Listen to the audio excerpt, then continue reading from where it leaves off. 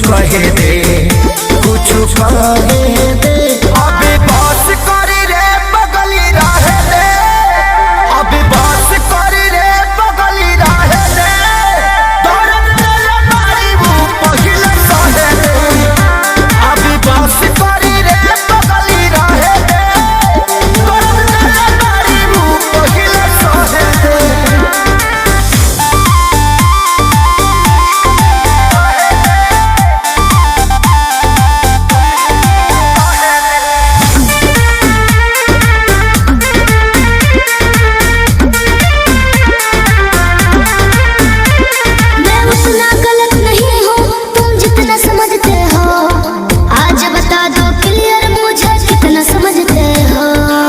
बताओ चुप क्यों हो?